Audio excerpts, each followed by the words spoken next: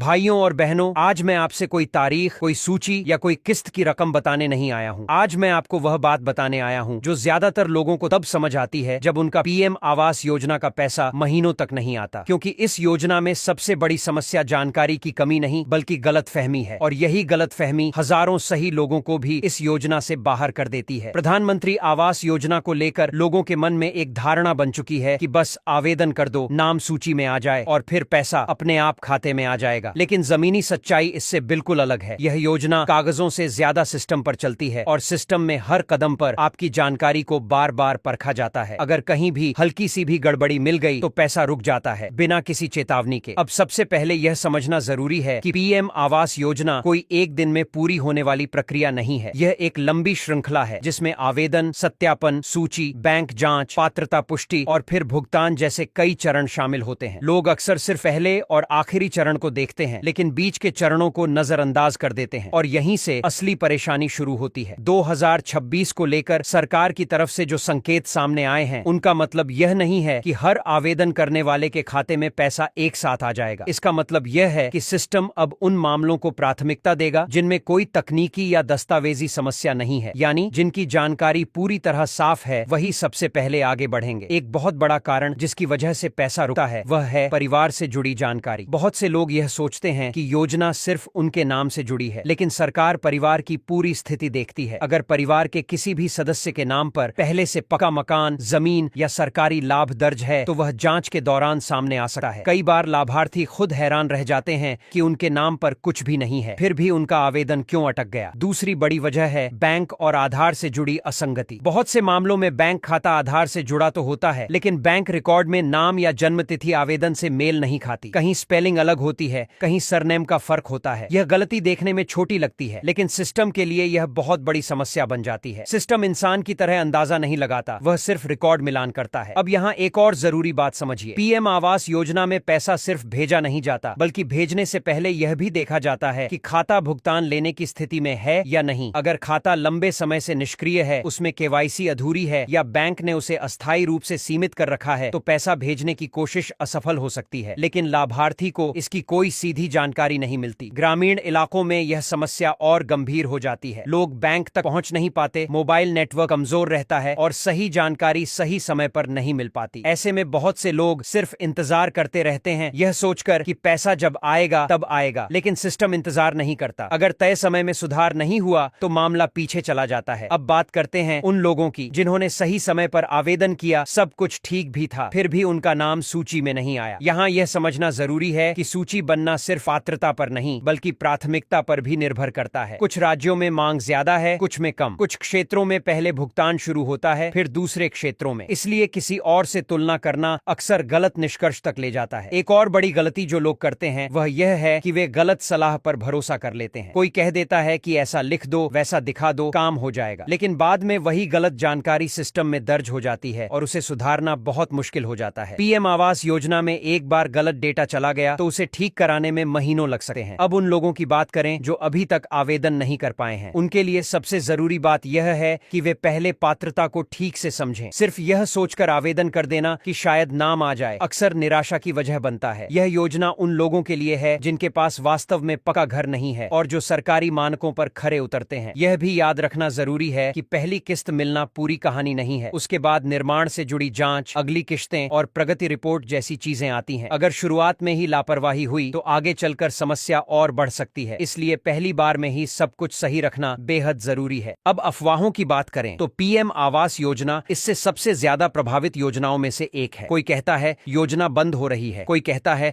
पैसा खत्म हो गया है, कोई कहता है सिर्फ चुनिंदा लोगों को मिलेगा। लेकिन सच्चाई यह है कि योजना चल रही है, प्रक्रिया चल रही है, बस नियमों के साथ चल रही है। जो नियमों के दायरे में हैं वही आगे बढ़ेंगे। अब खुद से एक ईमानदार सवाल पूछिए, क्या आपने कभी खुद अपने आवेदन की जानकारी बैठकर जांची है? क्या आपने बैंक जाकर अपने खाते की स्थिति पूछी है, या आप सिर्फ इंतजार कर रहे हैं कि कोई कॉल आए या कोई मैसेज आए? अगर जवाब इंतजार है तो यहीं पर बदलाव की जरूरत है। सरकार की कोशिश है कि जरूरतमंद तक मदद पहुंचे, लेकिन सिस्टम तभी काम करता है जब दोनों तरफ जिम्मेदारी हो। एक तरफ प्रशासन, दूसरी तरफ लाभार्थी। अगर लाभार्थी अपनी जानकारी को लेकर सतर्क नहीं है तो सबसे अच्छी योजना भी अधूरी रह जाती है। अब अंत में एक बात बहुत साफ समझ लीजिए, पीएम आवास योजना सिर्फ एक सरकारी योजना नहीं है। यह उन लोगों के लिए उम्मीद है जिन्होंने सालों तक अस्थायी छतों के नीचे जिंदगी गुजारी है। यह मौका बार बार नहीं आता, इसलिए इसे हल्के में लेना सबसे बड़ी गलती हो सकती है। अगर आपने यह वीडियो यहाँ तक देखा है तो इसका मतलब है कि यह विषय आपके लिए जरूरी है। अब इसे सिर्फ सुनकर छोड़ मत दीजिए। अपने कागज देखिए, अपनी जानकारी जांचिए और जहां जरूरत हो वहां सुधार कराइए, क्योंकि इंतजार करने वालों से पहले तैयारी करने वालों को फायदा मिलता है। अगर आप चाहते हैं कि ऐसी साफ, सच्ची और बिना अफवाह वाली जानकारी आपको सबसे पहले मिले तो चैनल को सब्सक्राइब जरूर कीजिए। वीडियो को उन लोगों तक पहुंचाइए जिनके लिए यह जानकारी जिंदगी बदल सकती है, और कमेंट में बताइए कि आप किस राज्य या जिले से देख रहे हैं, ताकि आगे की जानकारी आपके क्षेत्र के हिसाब से दी जा सके। अब यहाँ एक और सच्चाई समझना बहुत जरूरी हो जाता है, जिसे लोग अक्सर नजरअंदाज कर देते हैं। बहुत से लाभार्थी यह मान लेते हैं कि अगर उन्होंने सही तरीके से आवेदन कर दिया है तो अब उनकी जिम्मेदारी खत्म हो गई। लेकिन हकीकत यह है कि पीएम आवास योजना में आवेदन करना प्रक्रिया की शुरुआत होती है, अंत नहीं। इसके बाद भी हर चरण में लाभार्थी की भूमिका बेहद अहम हो जाती है। अक्सर देखा गया है कि आवेदन के बाद लोग अपनी जानकारी को दोबारा देखने की जरूरत ही नहीं समझते। महीनों बाद जब पैसा नहीं आता तब वे हैरान होकर पूछते हैं कि गलती आखिर कहाँ हुई, जबकि सच्चाई यह होती है कि गलती शुरुआत में ही हो चुकी होती है, बस उसका असर बाद में सामने आता है। सिस्टम किसी को तुरंत रिजेक्ट नहीं करता, बल्कि धीरे धीरे मामले को पीछे करता चला जाता है। एक और बड़ा कारण है जानकारी अपडेट न करना। बहुत से लोग मोबाइल नंबर बदल लेते हैं, बैंक खाता बदल लेते हैं या आधार में सुधार करा लेते हैं, लेकिन वही बदलाव आवेदन में अपडेट नहीं करते। सिस्टम के लिए यह दो अलग अलग पहचान बन जाती है। ऐसे मामलों में न तो मैसेज पहुंचता है, न कोई सूचना मिलती है और भुगतान अपने आप रुक जाता है। अब जरा सोचिए, अगर किसी लाभार्थी का नाम सूची में है, पात्रता भी पूरी है, लेकिन मोबाइल नंबर बंद होने की वजह से वह किसी सूचना का जवाब नहीं दे पा रहा, तो सिस्टम क्या करेगा? सिस्टम इंतजार नहीं करता। तय समय के बाद मामला अगली प्राथमिकता में चला जाता है और लाभार्थी को लगता है कि सरकार ने पैसा ही नहीं भेजा। यही वजह है कि बार बार यह कहा जा रहा है कि लाभार्थी को खुद सक्रिय रहना होगा। सिर्फ इंतजार करने से कुछ नहीं बदलेगा। बैंक, पंचायत, नगर पालिका या संबंधित कार्यालय से समय समय पर जानकारी लेना जरूरी हो जाता है। यह मेहनत थोड़ी सी है, लेकिन इसका फायदा बहुत बड़ा है। अब बात करते हैं शहरी इलाकों की। वहाँ समस्या थोड़ी अलग होती है। कई बार एक ही पते पर कई आवेदन मिल जाते हैं। कहीं किराए के मकान का मामला होता है तो कहीं साझा परिवार का। ऐसे मामलों में जांच और सख्त हो जाती है। अगर जानकारी साफ नहीं है तो आवेदन लंबित रखा जाता है और लाभार्थी को यही समझ नहीं आता कि फाइल आगे क्यों नहीं बढ़ रही। ग्रामीण इलाकों में समस्या जानकारी की कमी है तो शहरी इलाकों में समस्या दस्तावेजों की जटिलता बन जाती है। दोनों ही जगह एक ही बात काम आती है और वह है सही जानकारी और सही समय पर सुधार। जो लोग यह समझ लेते हैं वे आगे निकल जाते हैं। अब एक और जरूरी बात जो बहुत कम लोग जानते हैं, पीएम आवास योजना में हर लाभार्थी का डेटा सिर्फ एक बार नहीं बल्कि कई बार अलग अलग स्तर पर जांचा जाता है। जिला स्तर, राज्य स्तर और केंद्र स्तर पर रिकॉर्ड का मिलान होता है। अगर किसी भी स्तर पर असंगति मिली तो फाइल वहीं रुक जाती है और इसकी कोई सार्वजनिक सूचना नहीं दी जाती। यही वजह है कि कुछ लोग कहते हैं कि उनके पड़ोसी को पैसा मिल गया लेकिन उन्हें नहीं मिला, जबकि दोनों ने एक ही समय पर आवेदन किया था। फर्क सिर्फ इतना होता है कि किसी एक स्तर पर जानकारी मैच कर गई और किसी दूसरे स्तर पर नहीं। अब उन लोगों की बात करें जो यह सोचते हैं कि किसी जान पहचान या सिफारिश से काम जल्दी हो जाएगा। यह सोच इस योजना में सबसे ज्यादा नुकसान पहुंचाती है, क्योंकि पीएम आवास योजना पूरी तरह सिस्टम आधारित है। यहाँ सिफारिश नहीं, सिर्फ रिकॉर्ड चलता है। गलत सलाह पर भरोसा करके लोग खुद अपने केस को कमजोर बना लेते हैं।